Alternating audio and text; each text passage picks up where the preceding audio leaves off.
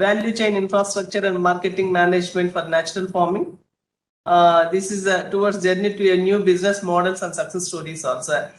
Mr. Ananthu ji is here. He is the founder of Organic Farmers Market. I'd like to invite Riya ji to introduce Mr. Ananthu, please. Good afternoon. I would like to welcome Ananthu Anna from Organic Farmers Market, Chennai. He's also the co-founder of Restore. That's an organic store in Chennai. And he's also the co-founder of Tula, which is an organic cotton value chain. So Ananthu Anna, I invite you to. Yeah, like Riya said, yes, we are a group of volunteers who work with farmers, help them move into organic farming on one side and help create markets for them on the other side. So we started working with farmers, as I was saying, and so we started creating markets for them in the urban context. We had to create awareness to the urban consumers and ensure there was a good demand along with the production. As the production increased, we wanted the demand also to increase. That was the whole idea. So I'm going to talk about the organic markets as it panned out here and how we and what we did. So for us, it all started with how we see things. How is the food that we eat contributing to a global warming? Is there an environmental crisis behind it? Is there an ecological crisis behind it? Is there what is the farmer's plight? How is the producer of a food? How is their life? What is their plight? Was all some of the questions that were there. Then there was also questions about the pollution. How was the commerce handled? How much do they get? So was there injustice? Was there equity? Was there balance? And finally, most important for us was how much of poison was landing into our food and on our plates. So I was talking about how we were alienated from the whole food production, the producers, the Annadatas who are producing the food for us, or the people who are making our clothes. As a community, we were moving away from all this. So we also lost out the knowledge and the idea of healing through food. Food and health were two separate areas and arenas in front of us, which was one of the primary mistakes that was happening around us, and which was also one of the reasons that the contamination of the food or the way the food was presented to us was also going away and moving away from us, moving away from nature. So we thought we had to basically look at all that. And so at this context, we were also looking at, I'm talking of 10 years back, the organic market was very low. Today, as we see it, we are very, even though it is just 1% of the market in the whole, the global organic market, we see it as really large enough to be commanding enough respect and regard and discussions, and it's always there in the talk everywhere, which is also very important. For a perspective, I just want you to understand, I mean, say the whole retail market in India is 1 lakh crore, basically, which is just 10% of our GDP. But what we should also understand is 50% of this is the rural market. And the amount of employment it generates, the amount of rural households which are involved in it is very important. And that is also 80% of it is around agriculture, which is also very important for us to understand. So that when we start thinking of global organic market or the Indian organic market, as the market pans out, we have to have all this in mind and bring it. The problems of the today's mainstream market has to be eliminated. That should be our idea. That's how we should see the market. That's why I'm just saying it to the very initial stage itself before we just go into what we did. And to give you also another very important perspective of a number, if we go to any market, any shop and pay 100 rupees and buy something, have you ever thought about how much of it goes to the farmer? If I give 100 rupees, how much goes to the farmer? The world average, or in America, 14 rupees goes to the farmer. In India, it is 28 to 32 rupees. In our experiments in Restore and OFM, 74 to 78% goes to the farmer. That was the whole idea. That was our base. That is what we started it with. We wanted the maximum of this to go. And we are not saying the whole mainstream market can go to that. There will be necessity for middlemen. There will be necessity for aggregation. There will be necessity for multiple steps of work. But a larger percentage can and should go to the primary producers. That's very important for us to understand. So what is needed in the market? Can the market have a heart in itself? Can the market basically have values? Can it have ethics? Can it be eco-friendly? Can it also be local?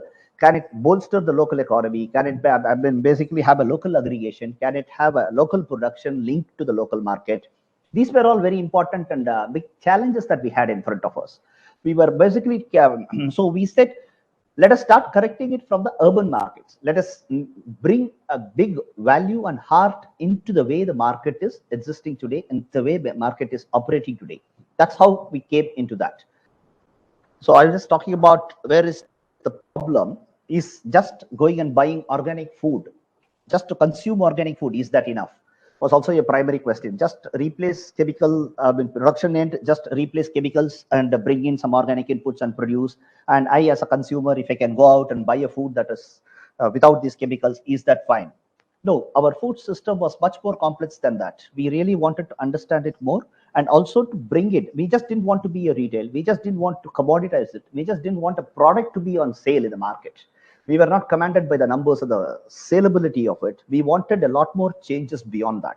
It should be on the lifestyle of both the ends. It should be fair to both the ends. It should basically be coming with an awareness and understanding at both the ends. That's how we started. A few of us volunteers who started together, we started something called Restore, where it was one of its kind. It was a totally volunteer-run, not-for-profit organic retail that we started in 2007-8. We started working with farmers, helped them move into organic farming with the help of a lot of experts, and then to sell their products, we came, and I will also get into that. So then once it got established, we wanted multiple efforts to multiply more and more, smaller efforts, basically. We didn't want a huge chain or a single ownership or something like that. We wanted the collectiveness to operate in a cooperative mode. That's how OFM was born. Organic Farmers Market is a series of small shops across the city of Chennai.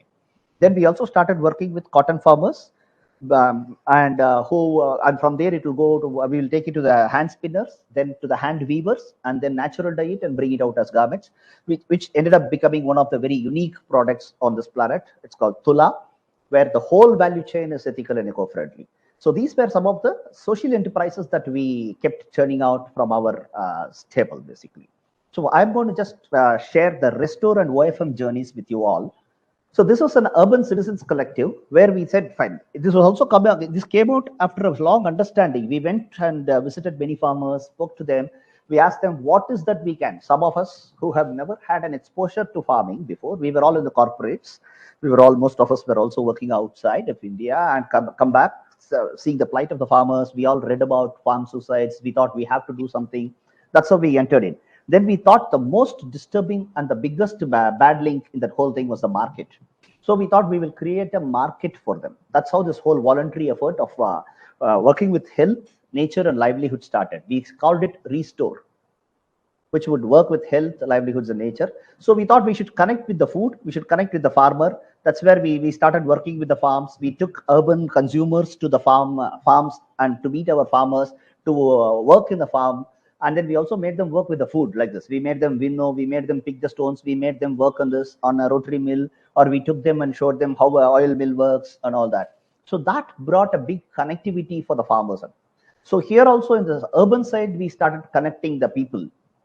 So we basically built a community of consumers who are very conscious. We used to have regular meetings. We used to talk about various things. We used to bring health experts and talk. We used to bring food dietitians and talk. We used to bring Siddha and Ayurveda, the traditional practitioners to come and tell us, and linked food and health, linked food and ecology, linked food and pollution. All these were very important for us.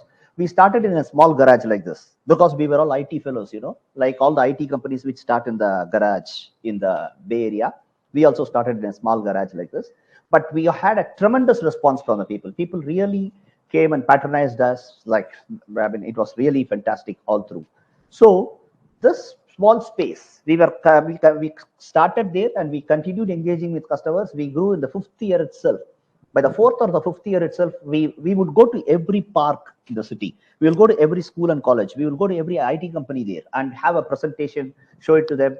We used to have movies to be projected, documentaries would show, and we will have an engagement with them. So what we did was not just creating a market for ourselves or for our farmers. We created a market. We created aware consumers across the city. That is how when we were 4 or 5 years old, there were 300 organic stores in Chennai. I'm talking of some 8 years back itself.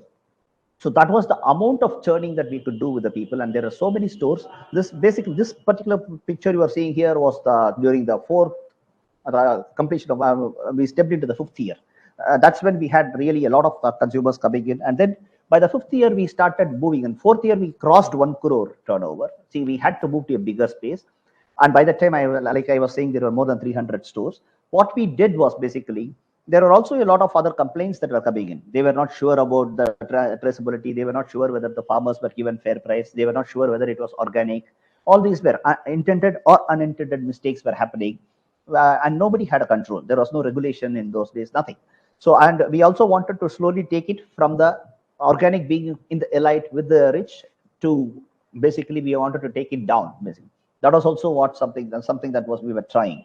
And at the same time, we were telling people when there were youngsters who were coming in, we were telling them to collectivize, because when you run a small store, you have a lot of problems. Finance will be a problem, space will be a problem, the rent will be a problem. You can't employ more people to clean, pack, and all that. So if they were working collectively, most importantly, when you move things from a farm, because organic itself was such a small market, the transportation cost per kg would go really spiral up, and that would basically disturb the cost of your product. So that was also happening. So we said, we asked people to collectivize. 5 or 10 of you get together and then move products, so that instead of 50 kilos, you can move 500 kilos or 800 kilos. That will have that will bring better sense of economy to it and all that. But people still were not ready to do that. So we were forced to set an example, a proof of concept, even for that, for a collective operation and operating it in a cooperative mode. Like I was saying, the small retailer will have a lot of these problems. And many times the small retailers, when they start, they're also forced to have a swanky interiors. They are made to spend a lot of money on the stock, all that. So we said basically we should avoid all these negatives of it and try to take it through. So we wanted a lot of restores, small stores in the neighborhood to come across the city. We wanted it, all of them to take it directly from the farmers. We wanted a collectivization to happen, establish, and show it to the world. We also wanted to be very fair to the farmer and the consumer. The idea was not to buy tomato at 5 rupees and come and sell here at 8 rupees or 10 rupees. The idea was the farmer should benefit. There has to be a fair price to them, compulsorily a good price to them, so with which they can eke a better livelihood. And it was also important that the consumers also, so that more and more consumers, especially the middle class and lower, also can afford this. That was the whole idea. So all in effect, we wanted to create very dependable, small, directly from the farmers, small markets, small retails, which had traceability and transparency. Those values were very, very important for us. That's how OFM, the Organic Farmers Market, was born. And where there was a small central unit from which we used to do the aggregation, but this was not the typical hub and spoke model. It was the ulta of it, where basically it was by them for them. There are 15 youngsters who we brought together, who would run 15 different stores in 15 different parts of Chennai. And for them, they would be operating a central. In a typical market, what happens is from the producers, somebody aggregates, from them, it will go to a distributor, then wholesaler, then to a retailer, and comes here. So by the time it comes here, 3 rupees becomes 45 rupees. So in our case, we thought it should not be like that. There should be 15 stores. On behalf of them, they should also be engaging with the farmers, but there will be one unit which will be run by these 15 stores. So it's not the other way. It's not top down.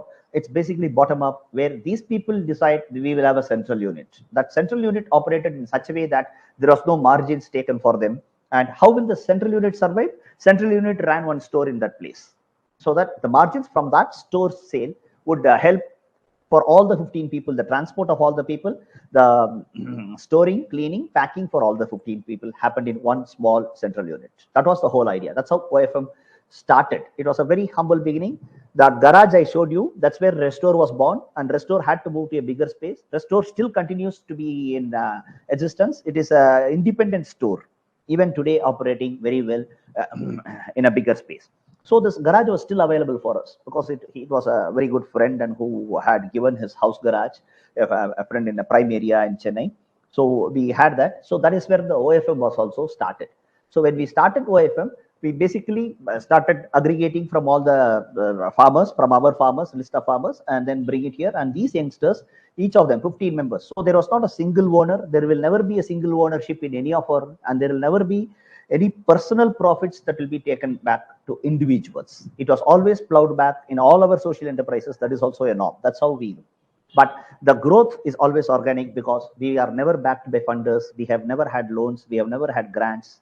We always did with a small crowd pooling of money, and that will also be paid back. It will be small loans taken by friends, and in this case, this there was a 10,000 by 15 people. The 15 people ended up being the 15 shopkeepers. They would open 15 shops. They put in 10,000. We started at 1.5 lakhs. Today, the stock value itself will be around 40-50 lakhs. They have gone into a bigger building, all that. But the whole growth was also organic. I'm going to tell you also how. But it's not easy, basically because we are also crazy people. So when you become a member, we make things very difficult for you. So basically, you will have to visit 2 farms at least every month, and one day you will have in a week you will have to volunteer at the central unit. You can't have any other product other than things that are approved and run by the whole OFM committee and the main team.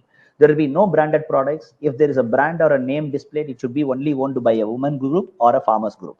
It will not be, I mean, say basically not that we are against anything like that. Conceptually, we thought it's very important for us to have some of these rules so that people start understanding why.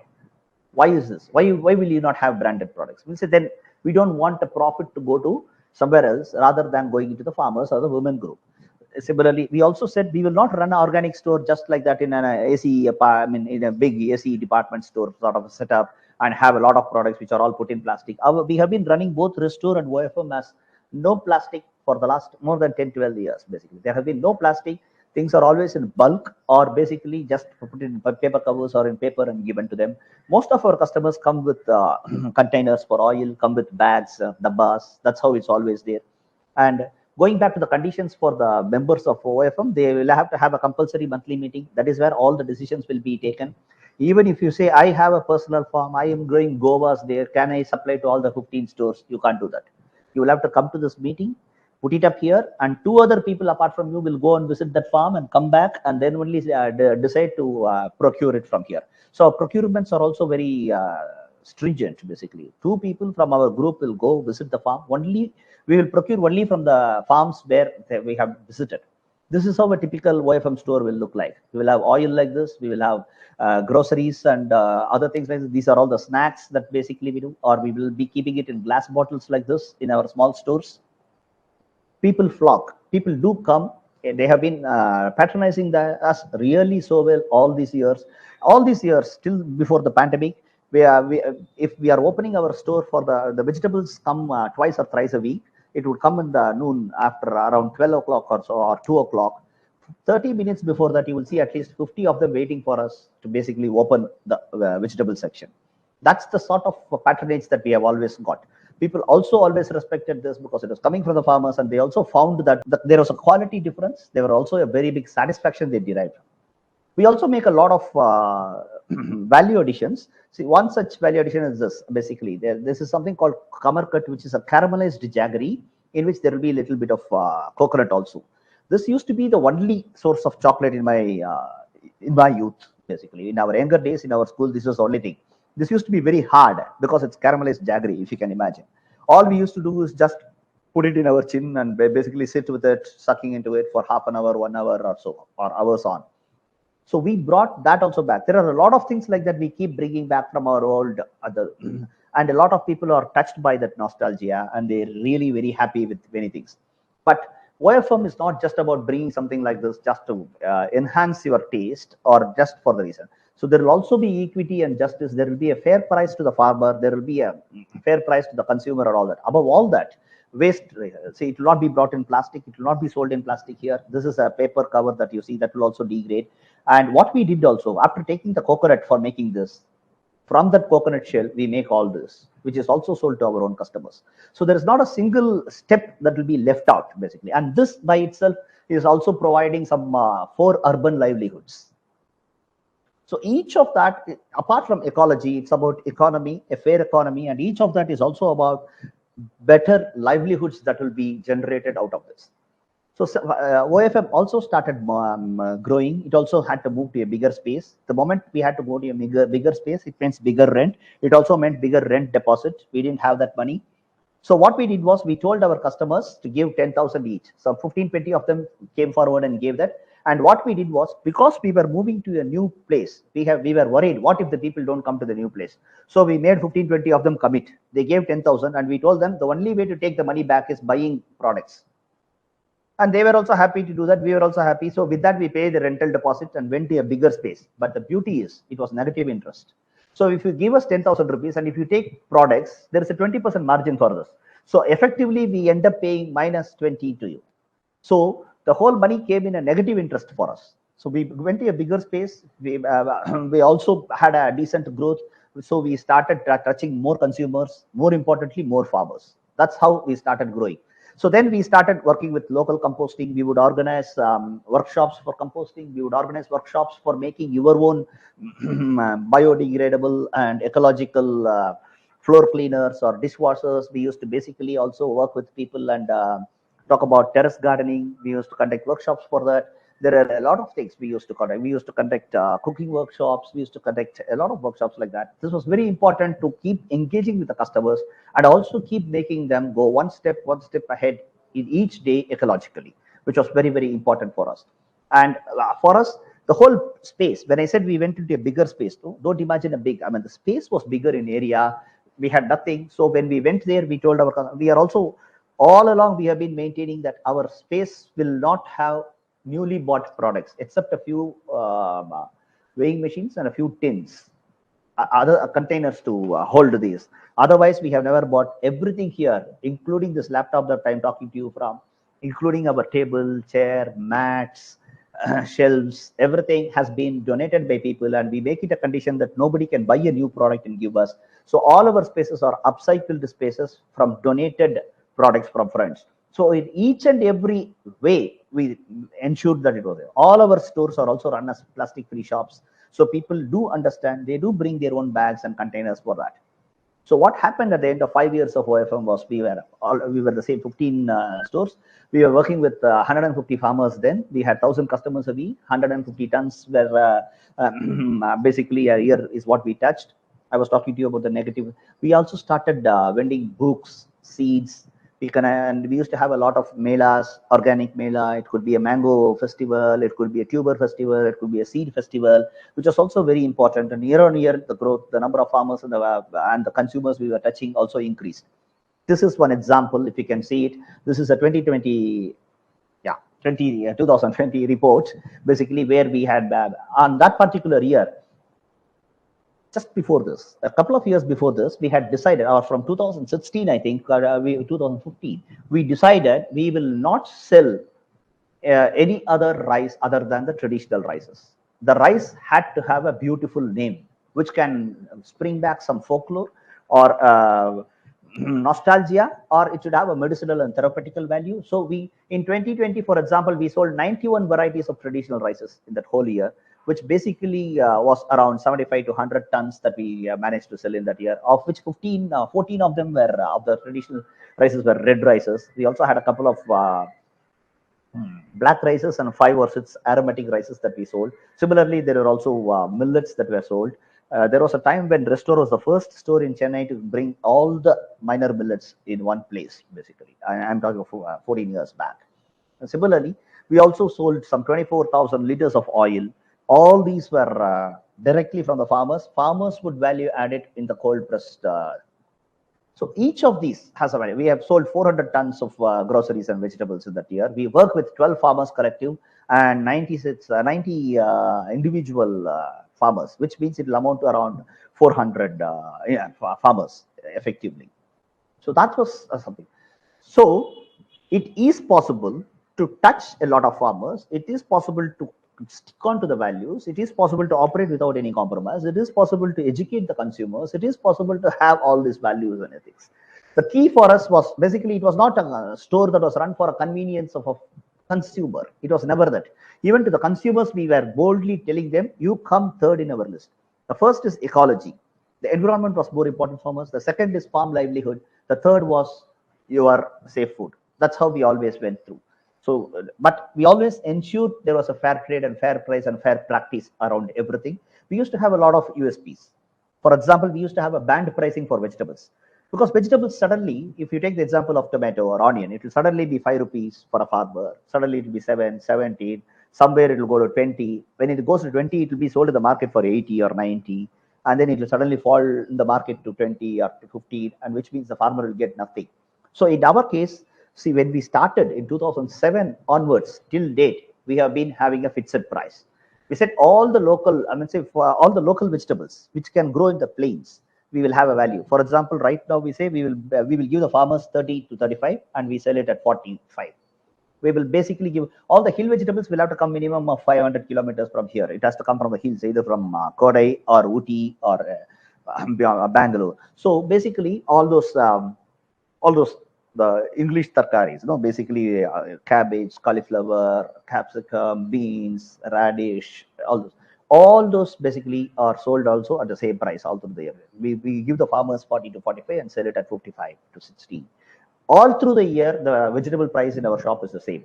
That actually gives a big advantage, for all the three of us, for the farmers, for the retail stores, and for the consumers. For a consumer, it gives them enough room to decide on how much they will have to invest for their, because people always come with the idea of, oh man, organic is costly. So we say, no, all through the year it is going to be 40, this is going to be 50 or 60 for you. So they can come with an estimate for themselves, and they are not immediately comparing it to a market. They know all through. And we also showed them with graph that if you have a steady price like this, there is a big advantage for you, because the market keeps going up and down, and the average will always be higher than this number that we have arrived at. And for a farmer also, it is the same. For a farmer, they will suddenly buy it at 3 rupees, 7 rupees, 8 rupees. See, 9 out of 12 months, it is always single digits or less than 15. And it's only 1 or 2 months or a few weeks that it goes higher. So farmers actually do not gain much in that. So when we told them it will be 30 rupees, when we told them try this, when they tried that, for the last 5 years, they have not even asked for us to increase the price. That is where they are. They are very happy with that. Every year in the beginning, we sit with them and they arrive at the figure. We don't arrive at the figure. They will say, okay, we can have it, because it started with 15 actually in 2007. And we then went to 20, then 25, then 30. 30 it took for 6 years. They said they are very happy. They didn't want to increase it at all beyond 30. So that's how it is. Apart from that, we are also very strong in traceability and transparency. What that means is basically, to any customer who comes to us and asks, we will tell the farmer and the farm from where it comes, and we even tell them what is the price we have given. So that is also very important. Sometimes what happens, if there is a farmer from a drought prone area and there is a farmer from an irrigated area, so the yield will be different, the input cost could be different. So for a same product, it can be a dal, it can be some vegetable, not vegetables we have a fixed price anyway. It can be any of these things, and we will give a farmer in the irrigated area a different price, and the farmer from a drought prone area or arid region a different price. For example, we could be giving 90 rupees to a farmer for let's say a dal. And if there's a farmer is coming from Ananthoo or South Tamil Nadu, from the arid regions, and we will give them 120, because they might argue, we had only this much, we don't have another season coming up, we have a problem, we need this much economically, and we used to pitch it. We will have 2 drums with this. We used to have a board there saying, this is coming from here, from Tanjore, and this is 9. I mean, we paid him 90, we are selling here at 110. This one, we paid the farmer 120 and we are selling it for 150. And will you believe it? The 151 sells faster in our store, because there is always a story behind it. People really immediately ask us, what is the story behind that? It so happened once we sold it at Chana dal at double the price. The other was around 100, and the nearby drum was 200. They asked us, what is the story? We told them that there was a farmer who was in a major problem, and the NGO that was working there called us and told us that this farmer could commit suicide. He has been very stressed up and he has been acting very distressed. We want to help him. We said, what about? So basically, without tampering his or her dignity, we should be able to give it. So find out whatever the farmer has and what is their liability. The liability they told was 30,000. We said we will give that 30,000. Forget, whatever they have, tell them we are buying it for 30,000. So that person happened to have some chana dal and a few kilos of a minor millet, all put together. Then we had to sell that chana dal for 200 rupees, where our chana dal was selling at 100 rupees in the store. So we brought and put it with a price list of 200. Then people asked us, we said this would have gone on to become the first organic farmer to commit suicide in India. By the way, there have been more than 3 lakh farmers who have committed suicide in India in the last 17 years. Not a single of them has been organic farmer. You should all note that. So we said this is a matter of pride for us that we wanted to arrest that. So the first suicide for an organic farmer didn't happen there for farming reasons, and we basically saved them. And we also came here and sold it at double the price, and our customers actually gobbled that up. They first finished off that dal and not the other one which was selling at half the price. That is also the sensitivity that we have increased and improved for our customers, which is very, very important. But we also maintain the authenticity. We are basically always interested in all these traditional values, and we also bring a lot of value additions. We also ensure there are native seeds. We also ensure that a lot of livelihoods attached. We bring them, keep showcasing them. We make our customers talk to our farmers. We bring a lot of, we assure our farms also will have the diversity. We also brought a lot of values and health to every household here. That was also very, very important. So the whole idea was, for us, JC Kumarappa is a very big inspiration. We take a lot of things from him. He is the solution for us, whether it's economical or ecological. So it's through that we have started approaching farming, approaching our markets. Even when we ventured into cotton, everything, it was through the eyes of Kumarappa. So it was very important that the local artisanal products were supported, a local economy was bolstered, rural livelihoods were empowered. So they were all paid better. It was always about a fair price to them and a right price to them. All this, and creating local markets is also something that we have been working on for a long time.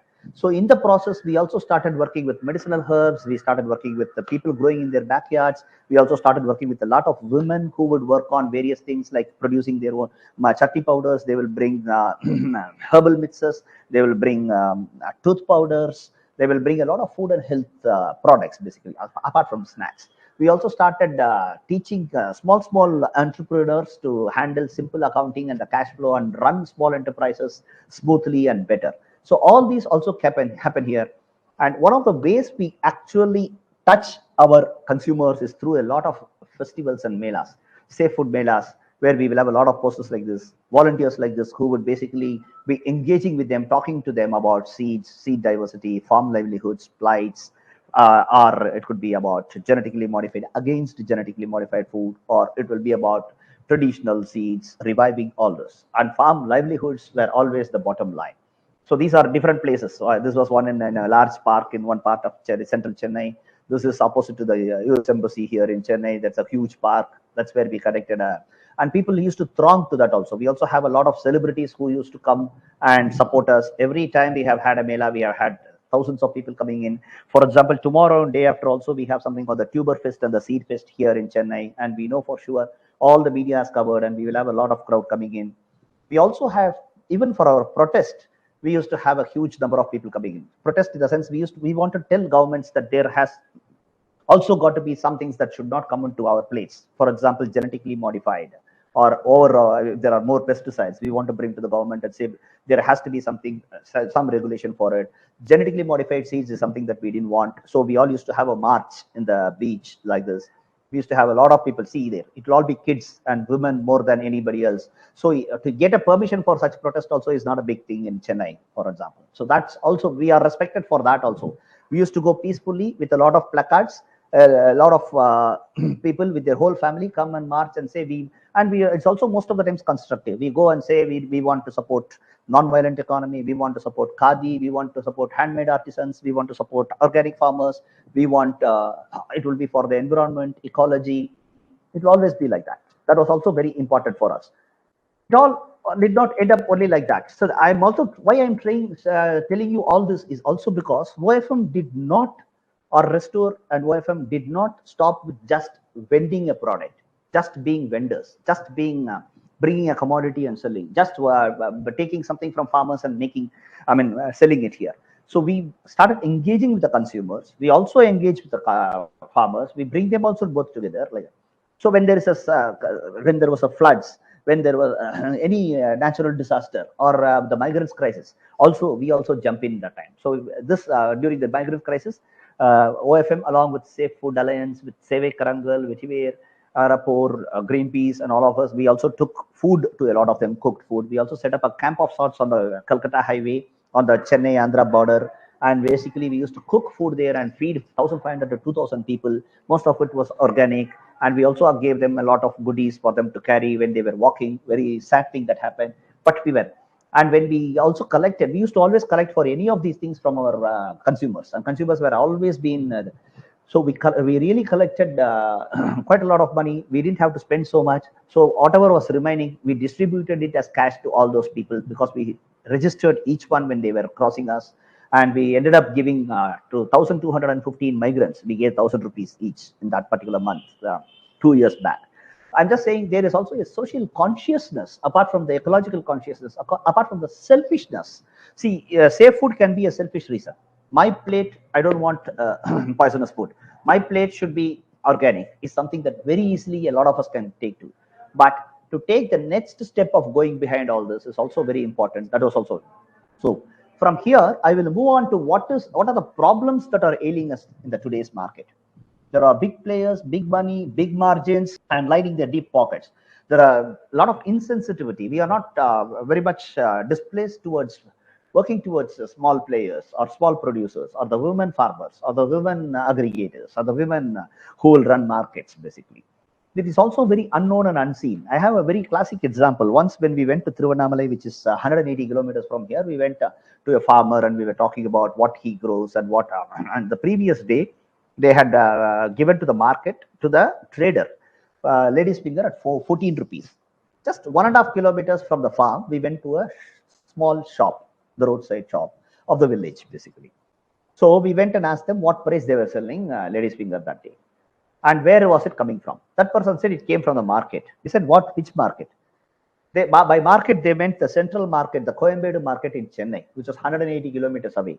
1.5 kilometers from this shop was a farmer who was producing, from whom it was bought at 14.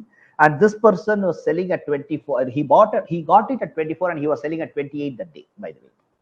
So this is what is happening. So a linkage locally would have given this farmer also a better price, this retailer also a better price, and the consumer also a better price. That's exactly what we are trying to do. And basically, we have also got to eliminate middleman exploitation, eliminate unremunerative prices, unfair practices, long food miles, all this. It is very important that it comes with all this. And one of the things that we are also very wary of, we keep telling that should not happen, is control of seeds by corporates or anybody, control of production, control of processing, packaging, transporting, retailing, just about everything. It's very important. If there has to be a control, the control has to be communities. On food, it should be the farmers. On food, it should be the women group. On food, it should be like that. That's very important. That's what we see. The peculiarities. I mean, I was just talking here about the mainstream market. The peculiarities of an organic farm market, basically, because organic market might eliminate some of these things. But in organic markets, it's also important that you will not have a big awareness for the people. They might not come out with a lot of conviction and immediately support it. The supply chain can be very disparate because there are very small number of people who are working. So for a transportation, the charges may be high. To mill it, you might have to go to 200 kilometers just to mill it, or you might, for buying something like a jowar or a wheat. For wheat from Chennai, we will have to go 500 kilometers or 800 kilometers. So the activities are so dispersed, the volumes are low, so that it increases the cost of the cost, basically. The trust factor has to be increased as much as possible in a better way.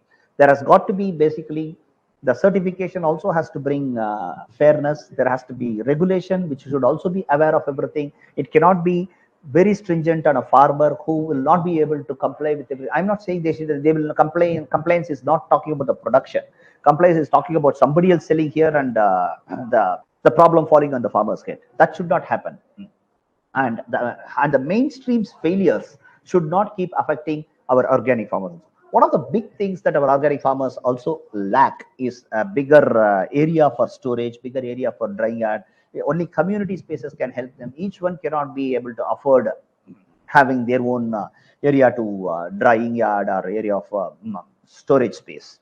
So it's very important for all of that. Farmer unfriendly practices should not be the norm, and that has to be, which is being there in the regular markets, should not be continued here. That is something that we keep seeing and we keep saying that has to be avoided. There has also got to be systemic help. Government has to come in to take upscale can only come from that. Regulation can come only from that. Monitoring can come only with the government. Government has to come. The market also expansion has to happen only when the government comes in. So that is also a very important thing. What is very important for us is, if you are thinking of an organic market, We have to think of market that will empower the farmers, empower the women who will work in that, empower the women who will do the value additions, empower the small retails. Small is beautiful, actually.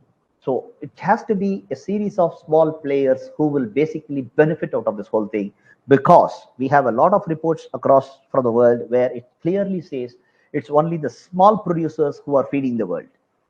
So it's also important that they have a fair market, and through this fair market, we address to their better livelihoods, dignified compensation for all of them. This is all very important. While we create such markets, there has to be some non-negotiables. We have to be very clear about some of these things.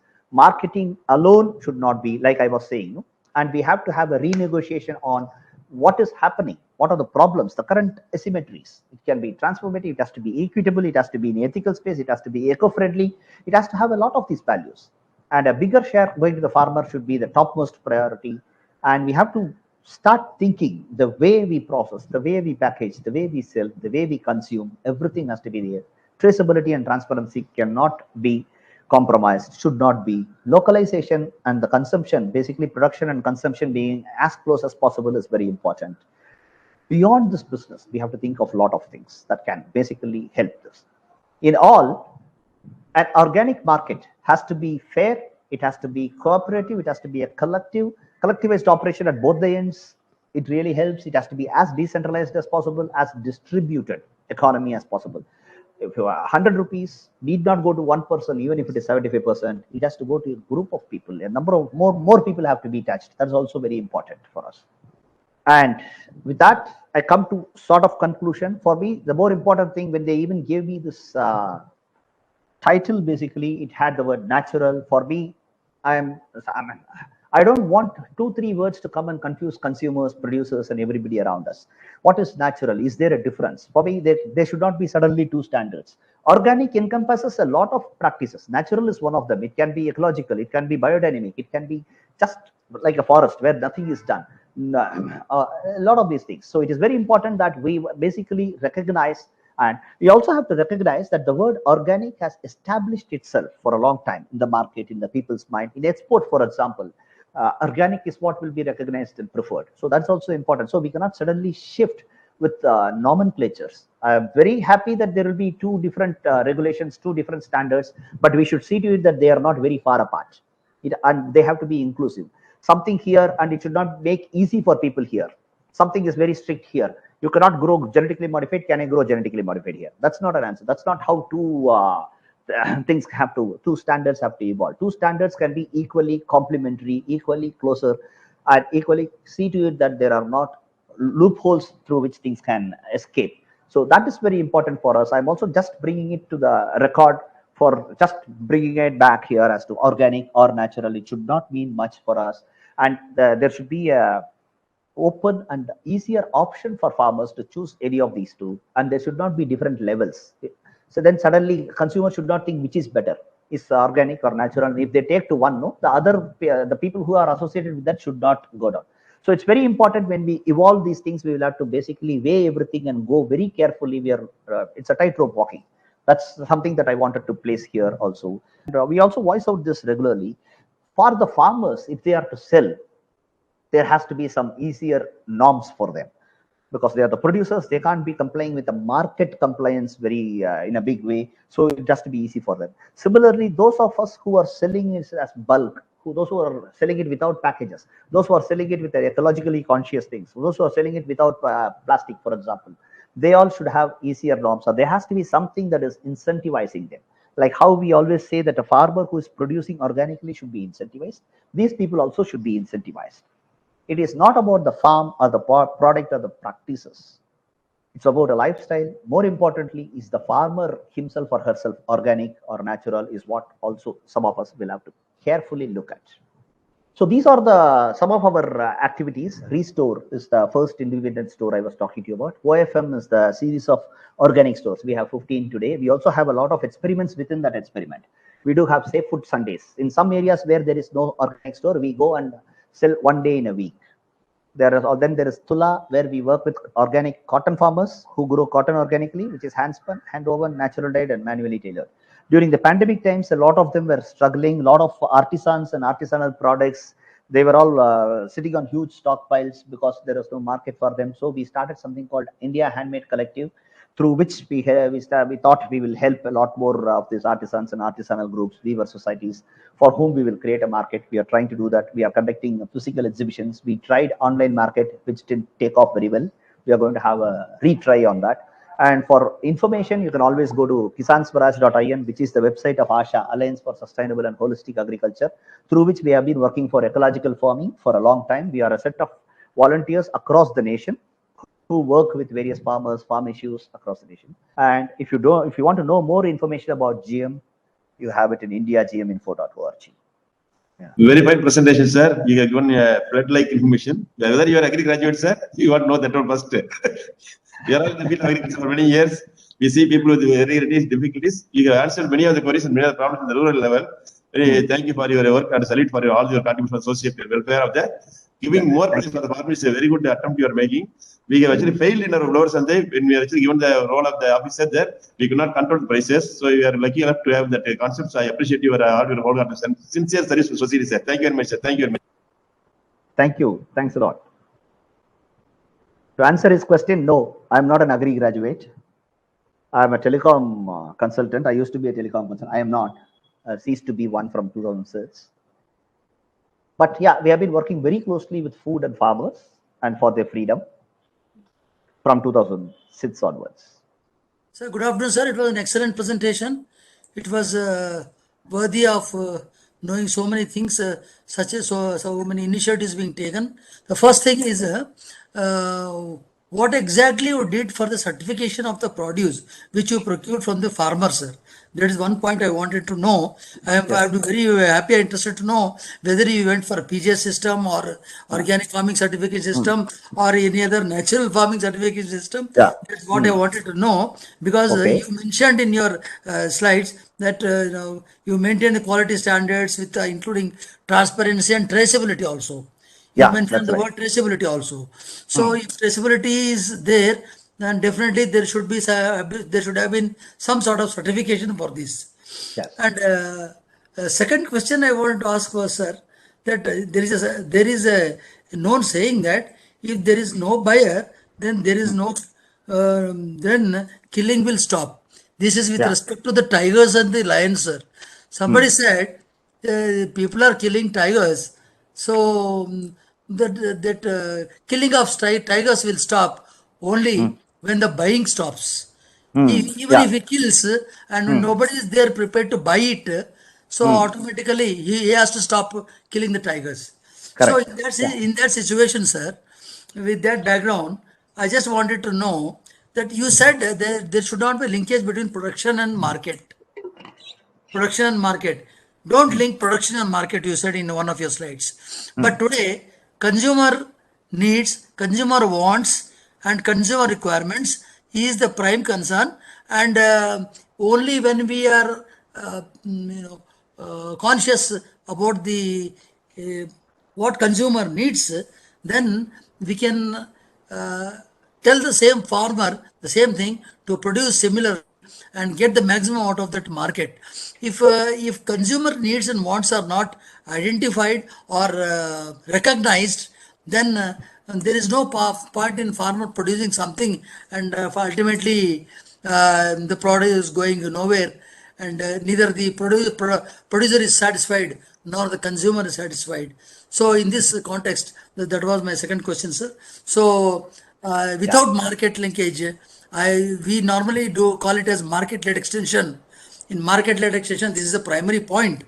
And without that market-led extension, how can we go about it? These are my two questions, sir. Thank you. Yeah, sir. I'm sorry if it did not come out properly. No, I did not say market and I did not say producers and consumers should have. We have always been for that. We have taken our consumers to the producers, to the farm visits for that. We keep conducting meetings for both of them. What I said was, the farmers and the market, you can't have the same set of regulations. For a farmer, it's very difficult. For a market, that is the only operation. For a farmer, it's different. When a farmer is selling directly, there has to be some leniency around it. That is what I meant. That's what I said. If it has come out wrongly, I think I should go and correct the slide on that. I did not say market linkage will not be there. It's very, very important. Like for all the reasons you said, It is Yes. very important for sure. Yes. That is what, Yes. without that, we will not be able to survive at all. We have also done that only. We have taken our That's true. consumers also to the farms. That is very, That's very true. important. No That's doubt true. about it. You are very right in saying that. For Right. the certification part, yes, I mean, say basically we have nothing. I mean, we didn't go with the third party certification in a big way in those days. We said we will have our own systems. We have our own strong systems even today, because certification itself, when it is a revenue model, it is it's conflict of interest ridden. So if I were a certifying agency, I go to your farm and you have a 20-acre farm and there are only 10 acres that you are doing organic. And next time I come there, you are saying I am not able to continue it. I have shifted to 5 acres. Or if I find you not doing it, if I reduce it to 5, or if I say 0, he is not continuing as my revenue is gone down. So a third part, I question that part of it. So why will somebody go and do a proper evaluation because it is not their revenue? Only if I say from 10 acres, 20 acres, 20 acres to 100 acres, my revenue will increase if I am a third party evaluator. So we have had some questions around that. So we said PGS is a better norm because they are basically, there is a collectivization around and there was no much expenses behind it. While saying this, I'm not dispelling the importance of certification, or especially in the export markets. If you have to export, you will have to have whatever certificate that they're saying. In our case, we created our own norms, our own system, and we basically will not buy from, because we are a small market, we always had that control. Every product we knew who was the farmer, which is the farm it came from. It was very easy. We told the customers went and saw. We had other ways of regularly, we had a national network. We used to tell our other experts and other friends who would also keep surprise visits. And we also even used to have product testing. Once in a while, randomly we will select 3 products every month and go and test in the lab, because it's a huge responsibility. When we tell customers, we are not even bothered about a certification or somebody else selling. It was very important for us to be correct when we say something. It is a huge responsibility because people are placing their trust. So we wanted our trust to be intact with the farmers. So for us, the trust cycle was important. Second was to ensure we also put up some system in place so that it is very foolproof. So if you For now, had your own system, sir, if you had your own system of getting it, certified on the basis of Yeah. trust and other things, then what about the question of traceability now? Traceability is something which you have to link it right up to the farmer or the Yeah. piece of land from where that product came. Yes, yes. So So for us, the traceability how did came you manage this traceability, sir? because we do no, we basically, it's a small store, right? Or multiple stores. Basically, we basically, whatever comes, we knew where is the groundnut coming from. We also have a set of farmers from whom we will take groundnuts. This lot, where it came from and from whom it came, is always there. Basically, there is no question about that.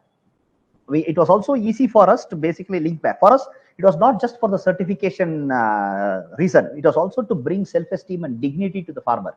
We wanted to tell our customers, this is the farmer who is producing. You can be thankful to this particular person who produced the rice for you, who produced the groundnut for you, who produced the turmeric for you. Was also very important for us to link like that. We had more values than just a simple product certification ke liye traceability.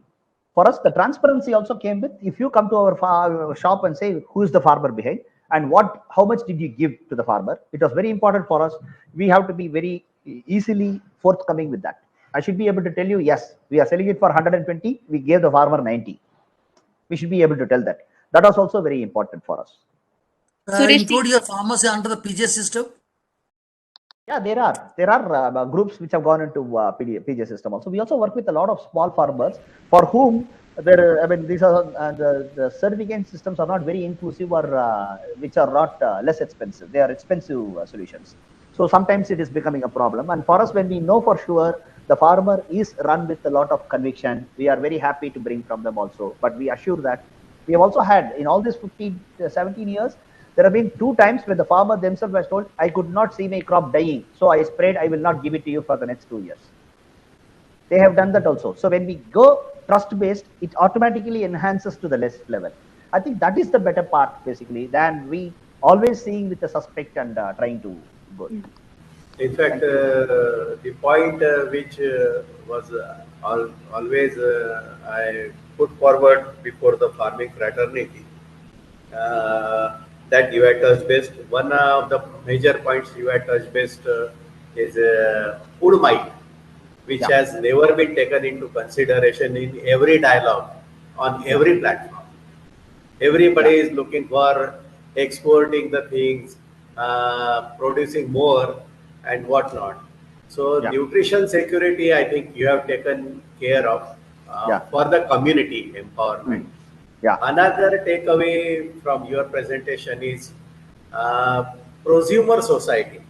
When we call it as a prosumer society, means you are connecting producer to the consumer. This is the prosumer society, where the bonding is so strong that customer is ready to pay premium irrespective of the certification, because certification is a prerequisite for justifying that okay, what you say it means, but it cannot be always in certain cases in Indian conditions. Sorry to say that, but I think most of the things which you have taken care, and one of the lines which I liked it, which appealed me, is environment regeneration, that taking care of the environment.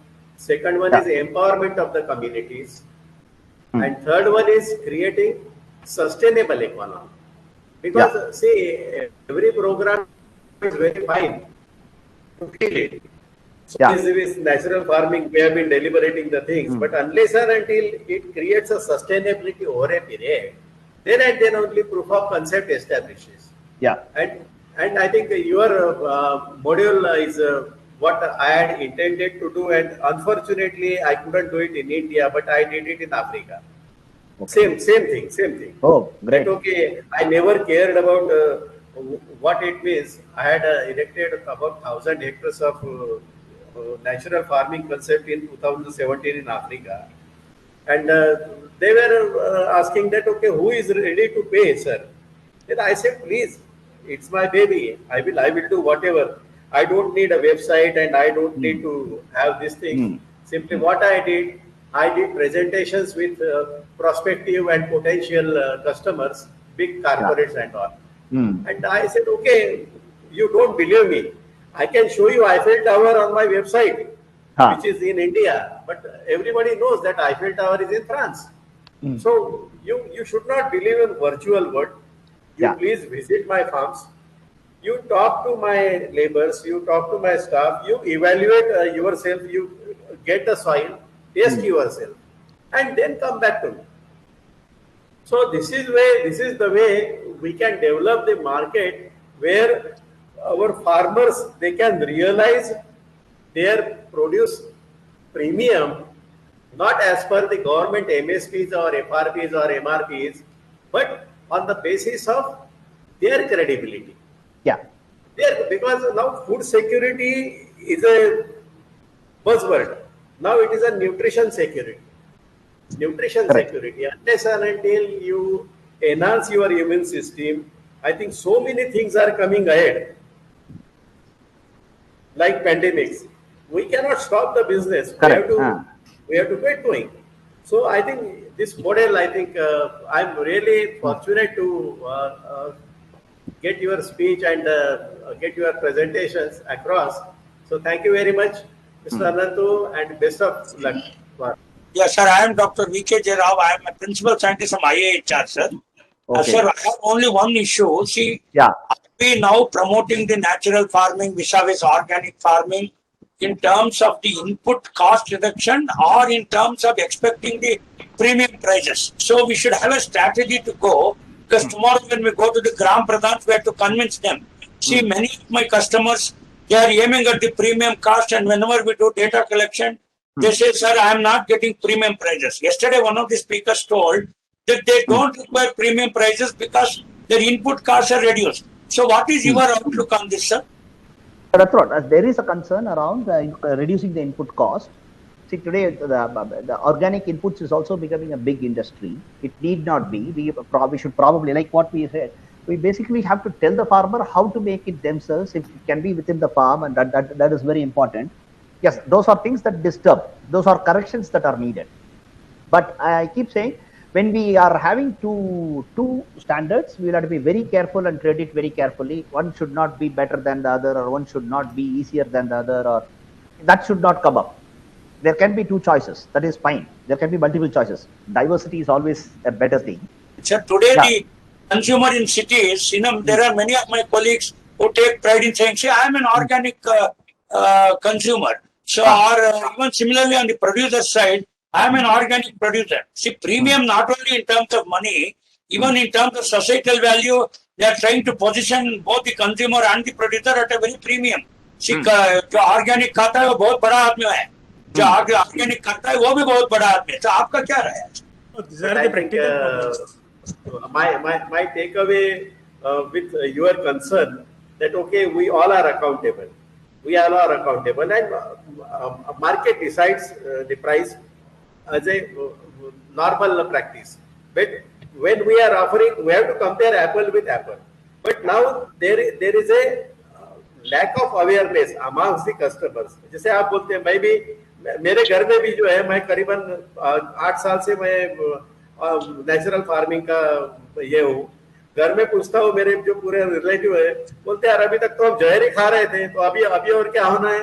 अभी बोले असली घी तो digest होता नहीं है, तो वैसे बाहर का घी डाइजेस्ट हो जाता है. सो ये सारी बातें लोग करते हैं, लेकिन जब वो फील करते हैं, जैसे ऑर्गेनिक टोमेटो अगर टेस्ट करो आप, तो आपको लगेगा मैंने टोमेटो कभी खाया ही नहीं है.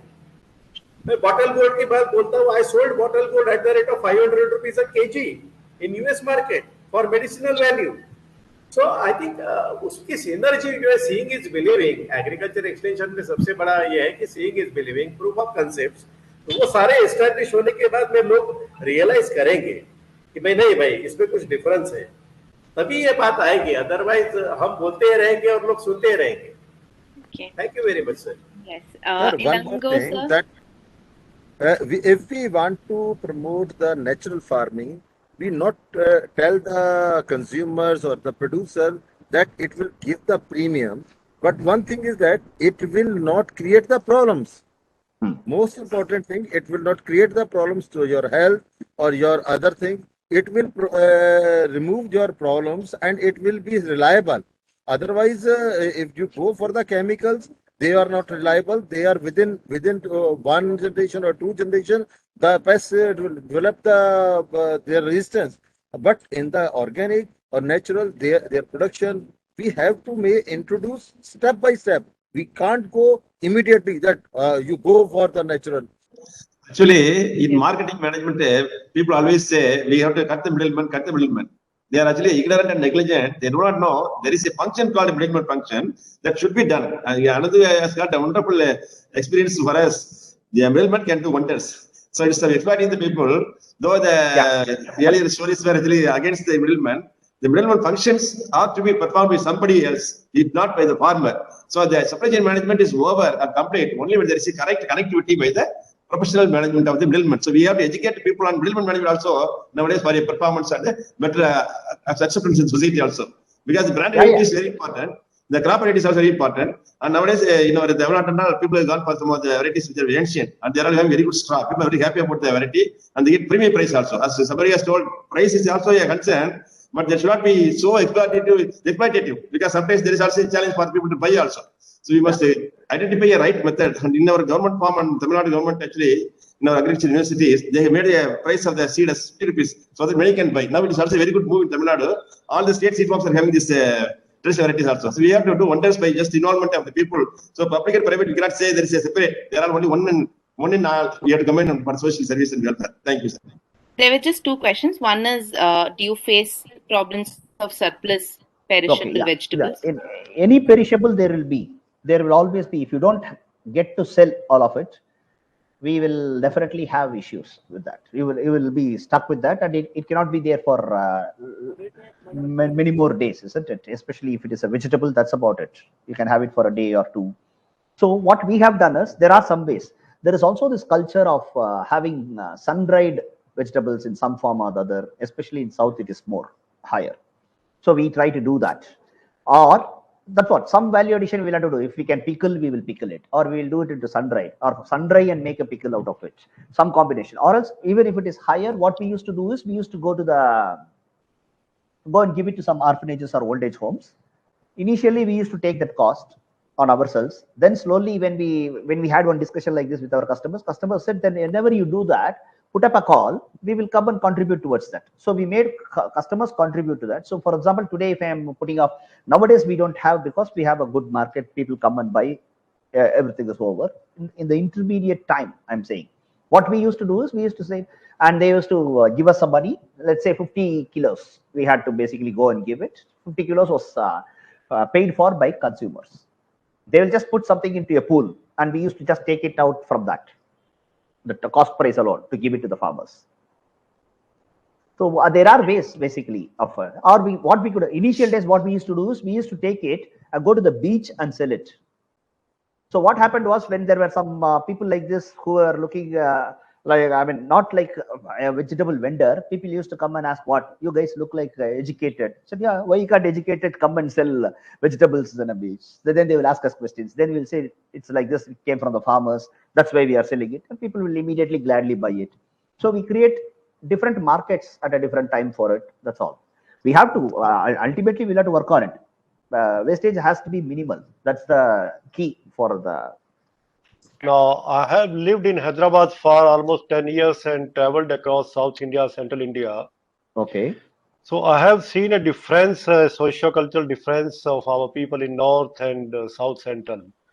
Here, many times I tell my people, farmers rather, we have a habit of fighting like Murrah buffalo, because we drink Murrah milk actually. So these Murrah buffaloes, they have a wrinkled, what I shall say this term. Horns. क्या कहते थे? Thing. Horns. Yes. So when they fight among themselves, they just lock their horns, and then we have to cut those horns to take them separate. So many times I tell them, sir, we should leave this ego problem. We should leave this situation where each and everyone is a Chaudhary. So I was thinking how to bring them together, how to bring them at a common platform, so that we shall be able to sell vegetables or fruits or any produce directly to the consumers in the nearby city. And many times for last 2, 3 or 4 years, rather, I would like to say, I was trying to come to a conclusion, but was unable to pick the thread. So today you have enlightened me from where we shall begin. So when this presentation was going on, I was preparing a list of the farmers. Those are closely associated with me, and those are like desi cows actually. Instead of Murrah, they are like desi cows. So I was preparing list of those farmers. So now definitely you have given impetus to me, and for next 4 or 5 days I will be out of station, and after coming back, I'm going to call them at one place and just bringing them together. We will be around 30 people, what list I have made now. And after forming a club of organic farmers, so definitely this is. Yes, sir. Do you follow the crop planning as per the demand of this produce? Yeah, we have to. In fact, we'll have to educate the farmers also for that, because you can't just put in 20 cents, 30 cents brinjal and say, or in half a acre brinjal until we have brinjal. Say the organic markets are very small. Like I said, each shop will sell only very little. So they will have to stagger it, and they have to get it again and again and again. That is also there. It is not just I will grow once and then sell it. And so we have all been corrupted by a regular market of today, which is vast. So when you are coming to this, there is a lot of efforts. We have to go and explain them, please plan it, stagger it. So they will have to keep planting every week. They will have to keep planning every week. That is also, it's a lot of efforts. Organic is not easy that way. For all of us, for the producers, for us to plan along with them, for somebody selling it. And week after week, if I have to sell vegetables, I will also have to sell it without wastage, without losing much money on it also.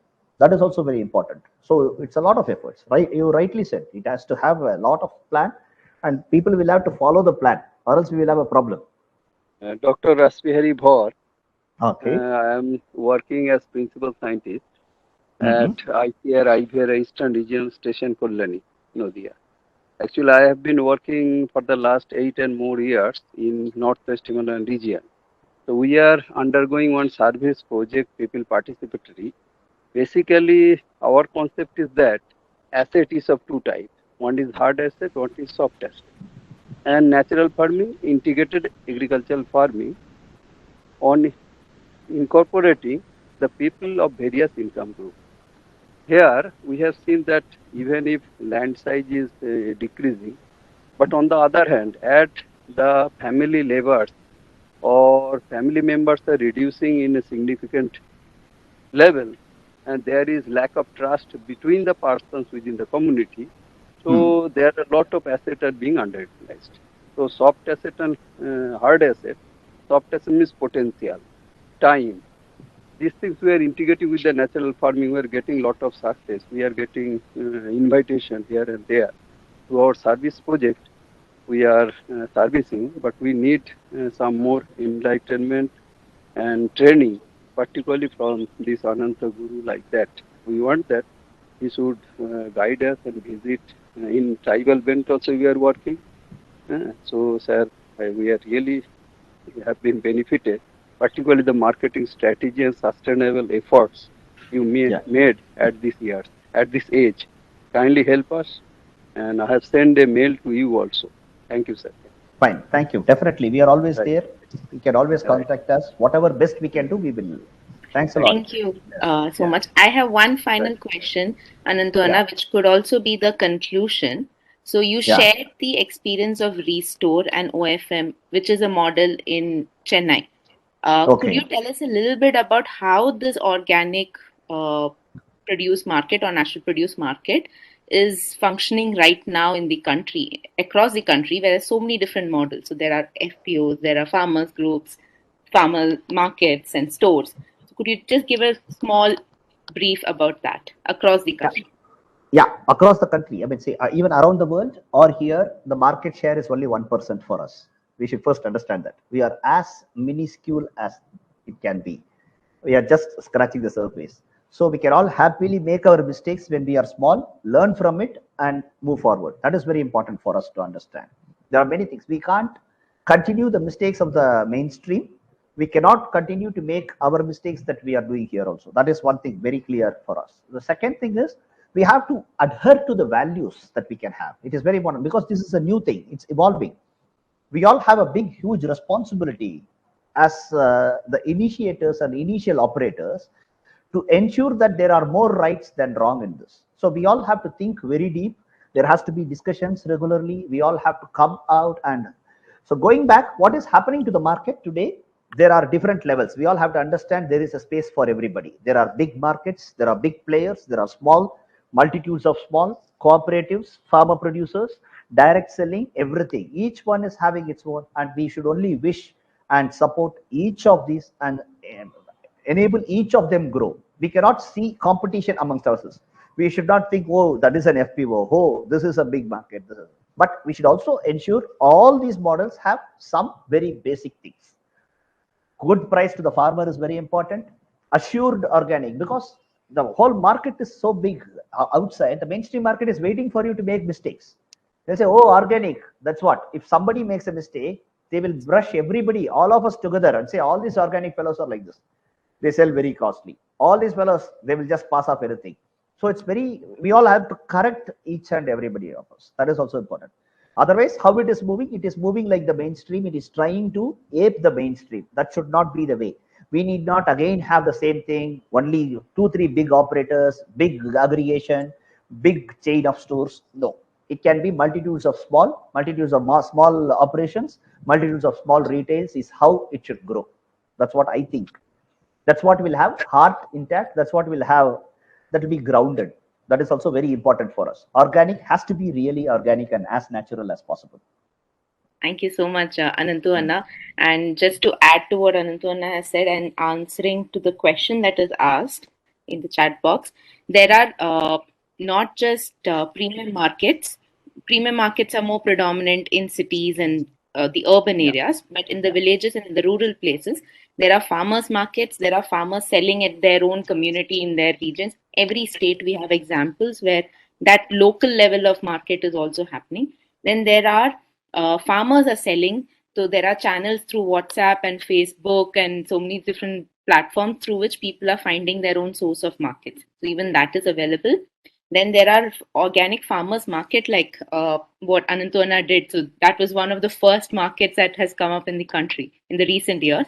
And inspired from that, many markets across the country have come up, wherein they go to the rural farmers and source it from them. So many farmers markets have emerged across, and then there are also the options of export market, and there are retailers who come and buy from the farmers directly. So there are multiple options available in the society today in our country. FPOs and farmer cooperatives, they all play a very big role in a lot of these spaces as well. So it's not just a premium market, but also the common man, Aam Aadmi ke liye bhi there is a market which is there. Yes. Thank you, Ananthoo. Thank you so much for sharing. Thank you very much. Thank you so much. Thank you, Ananthu ji. Thank you, others. Thank you, Ria. Particularly Ria has done very good work. Thank you, Ria.